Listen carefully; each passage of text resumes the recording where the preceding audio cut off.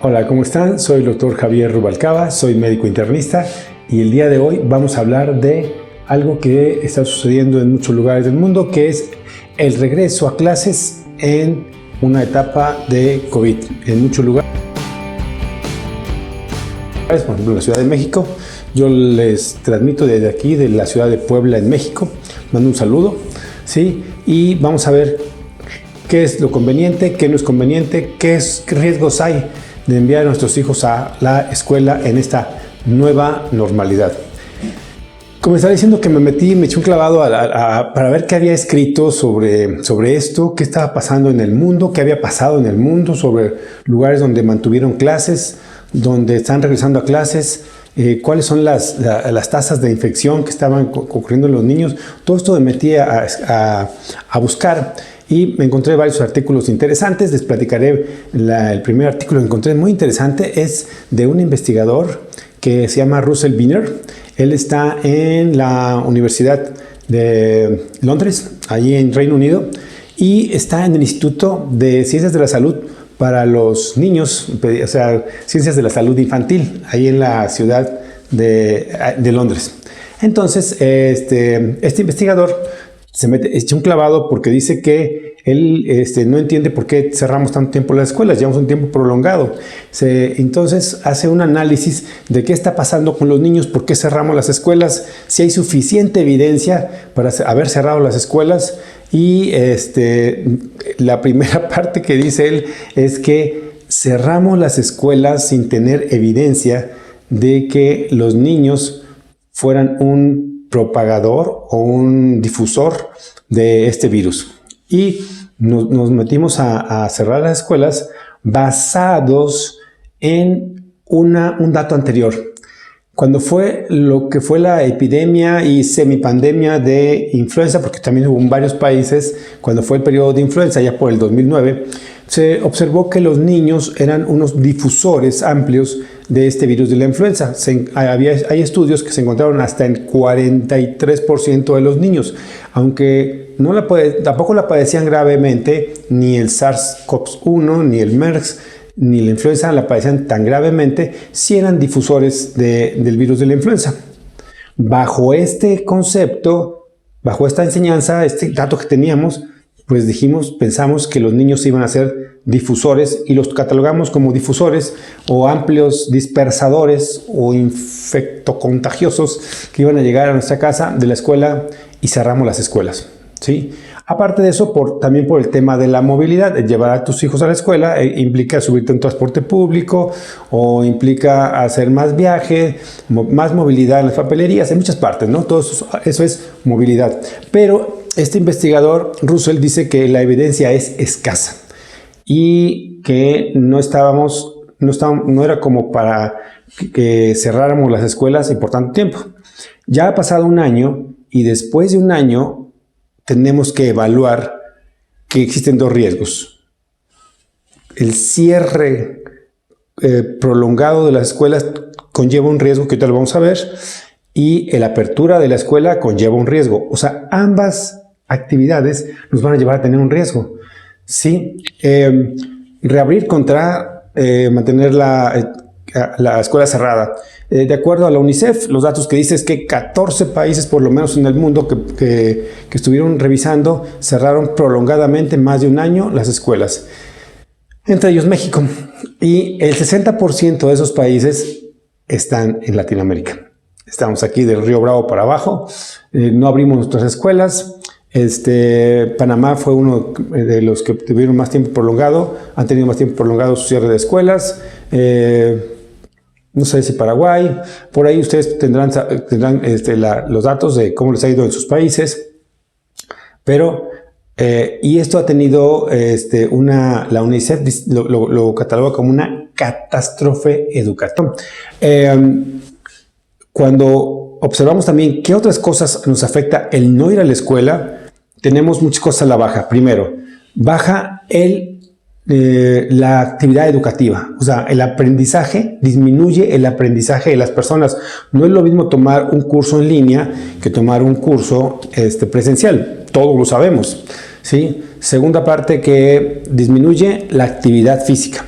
disminuye también la actividad física, los niveles de salud, porque también en muchos centros se utilizan las escuelas como para ir a vacunación, o sea, se les cita a las mamás o ya sea que vayan los vacunadores y nada más se les informa a los padres y tenemos un centro ahí con niños cautivos en los cuales se pone vacunación, en muchos lugares se les da desparasitantes, entonces perdimos una oportunidad de salud aquí al cerrar las escuelas, ¿sí?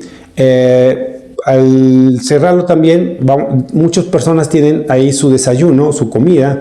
En México por lo menos existen desayunadores y les dan comida de calidad. A veces la única comida que tienen de buena calidad sería la comida que consumen en la escuela. A veces en sus casas no. Entonces afecta más a los más vulnerables el cerrar las escuelas. ¿De acuerdo? El aislamiento prolongado, o sea, los niños cuando los sacan de su escuela y lo mantienen en la casa, ese aislamiento altera la salud mental de los niños. No es lo mismo que estén con sus pares jugando, pues se retan, es parte del crecimiento que estamos teniendo, que tuvimos todos, y en este caso, este año, esos niños no lo tuvieron. Crecieron con sus familias, con adultos, primos a lo mejor, pero se estuvieron en aislamiento y cerradas las escuelas. Entonces, esto los llevó a deterioro de la salud, a la salud mental. La salud mental, que también es muy importante en esto. Y la otra es que aumentó la violencia familiar, ¿sí? Porque en los conglomerados de personas hay más discrepancias. Han hecho algunos estudios que por ahí los psicólogos que dicen que el día que más tienen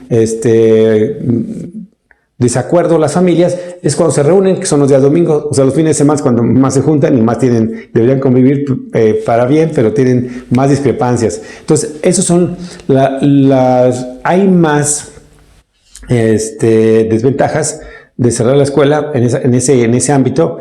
La ventaja es que lo mantienes aislado y no se va a infectar o no va a traer el virus a casa, que es lo que pensamos que estaba sucediendo. Entonces, con respecto a esto, se hicieron varios estudios de los brotes y de los brotes, o que también llamamos las famosas olas que tuvieron, y comenzaron a ver que no era como pensábamos, que los niños eran los transmisores. Hubo lugares donde no cerraron las escuelas y siguieron muestreando a los niños y a los contactos y vieron que no era como estaban pensando. Comenzaron a hacer estudios de los brotes y vieron que los menores de 20 años tienen una susceptibilidad a infectarse de la mitad, o sea, la mitad de riesgo que un adulto. Por muchos motivos, por anticuerpos, por diferencias en la tolerancia, se infectaban menos y eran menos sintomáticos. Entonces, ellos tenían la menor susceptibilidad. Ahora, con respecto a la carga viral, pensamos que los niños tenían más carga viral que los adultos. En este caso, hicieron mediciones, ya con hisopos, midieron la carga viral nasal y observaron que la carga viral era igual en adultos que en niños. O sea, no eran mucho más contagiadores un adulto que un niño. Entonces, donde están recomendando es que, bueno, más bien estamos viendo que el grupo de edad que menos se infecta son los escolares, los que están menos de 10 años. Los que tienen menos de 10 años es donde existe la menor cantidad de niños que se infectan. En este caso son el grupo de edad menos vulnerable. Es el que es más seguro. Entonces, con respecto a esto, se vio que estos grupos vulnerables, ¿sí? Más bien, el grupo menor de 10 años es el grupo menos vulnerable, es lo que quería decir. Este grupo menos vulnerable son el grupo ideal para comenzar a abrir el encierro, comenzar a abrir nuestras escuelas, ¿sí? Nuestra convivencia, lo que llamamos relajar el distanciamiento social. Son como que el grupo más seguro en el cual se puede trabajar. Entonces han llegado a la conclusión de que los niños no son súper contagiadores, súper difusores. Por ejemplo, en Corea hicieron pruebas para COVID en una gran cantidad, en Corea del Sur. Hicieron grandes pruebas para la población y encontraron que aún sintomáticos y más bien asintomáticos hicieron una gran cantidad de pruebas y encontraron que el 14% de los adultos estaban positivos, pero solamente el 7% de los menores, de los niños estaban con 7% eran positivos a COVID. Pero en los menores de 10 años solamente fue el 0.8, o sea, 0.8 es muy bajo. Acuérdense, 14%, menores de 20 años, 7%, menores de 10 años, 0.8% encontraron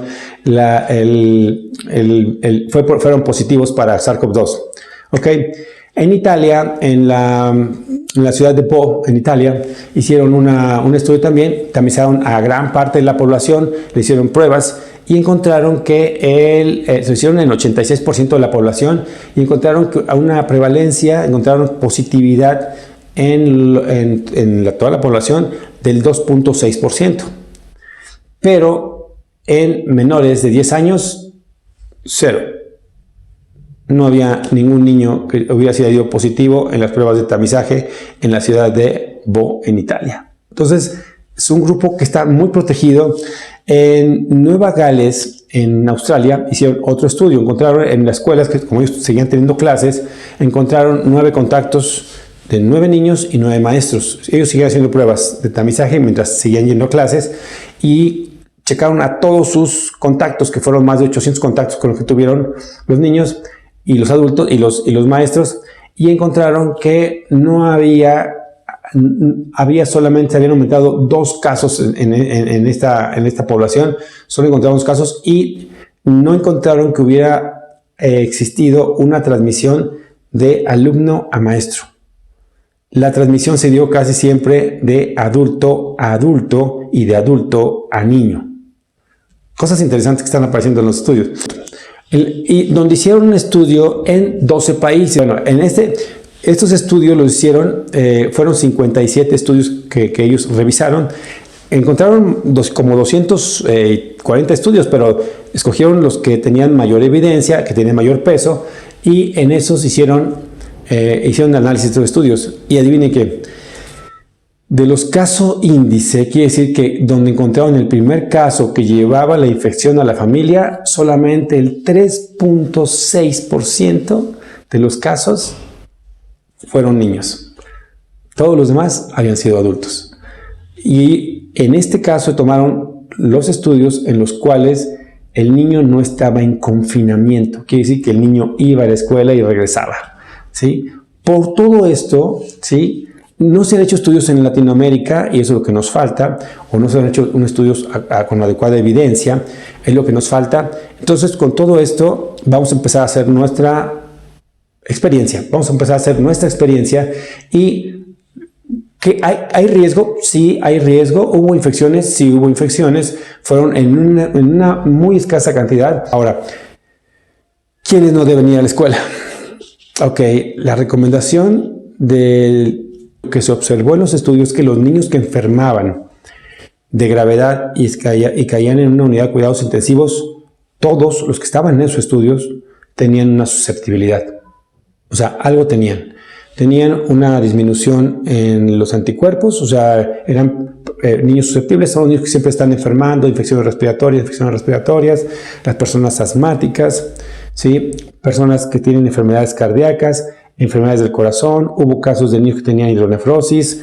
Se me hace obvio los niños con leucemia, que también hubo y se contagiaron. Entonces, todo esto, los niños susceptibles, y lo que tienen que ustedes que ver en casa, si su hijo es susceptible, sería mejor que se mantuviera en casa. Dice, hay que tenerlo al niño protegido. Serían los niños que no deberían tomar clase ahorita, hasta que bajen mucho más el índice de contagios, tengamos ya al tope nuestra inmunidad de rebaño para que estos niños no se contagien, que sería catastrófico para ellos, ¿sí? La mayoría de los niños van a hacer una infección respiratoria alta y ya, ¿sí? Van a hacer una infección respiratoria alta, no van a tener otro contagio, la mayoría de los niños. Niños susceptibles, en ellos sí se va a observar. ¿sí? Hemos visto las gráficas de aquí de México, se parecen a las de otros países, donde es muy pequeñita la cantidad de personas que se han infectado, tanto niños, o sea, en cuanto va aumentando la edad, desde la edad pequeñitos, desde 0 a 1, de 0 a 1 años, 2 años, 3 años, a 1 año, va subiendo hasta los picos de 60 y más. Se ve que está relacionada la infección y las muertes. Por aquí les puedo dejar algunas gráficas para que las vean. La infección y las muertes van subiendo conforme vamos aumentando la edad. Sí, somos más resistentes entre más jóvenes somos a este virus. Los virus se comportan de manera diferente. A este virus, los más jóvenes son los más resistentes. Entonces, recomendación, usted toma la decisión para enviarlo o no enviarlo. Usted conoce a su hijo, sabe si se enferma con frecuencia o no, ¿sí? Por lo pronto, en la República Mexicana todavía va a ser voluntario, ¿sí? El llevarlos a clases presenciales, ¿sí? Por el momento estamos terminando el ciclo escolar. Yo opino que faltan unas semanas, no sé, para que termine el ciclo escolar. Deberíamos cerrarlo y comenzar de nuevo, comenzar de cero la siguiente.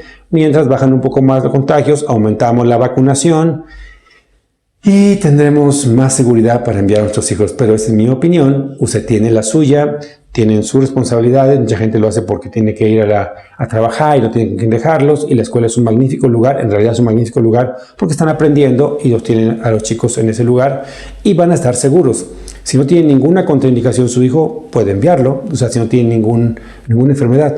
Esa es la parte que quería comentarles. Espero que esta información les haya sido de utilidad. Les dejaré aquí abajo todos los artículos por los cuales estuve revisando, que fue muy interesante en realidad hacer un viaje por el mundo para ver qué están haciendo en otros lugares. Espero que les haya gustado. Si pueden, déjenle un like por aquí, nos sirve para mantener vivo el canal. Coméntenlo, compártanlo y nos vemos en el siguiente video. Hasta luego. Saludos desde Puebla.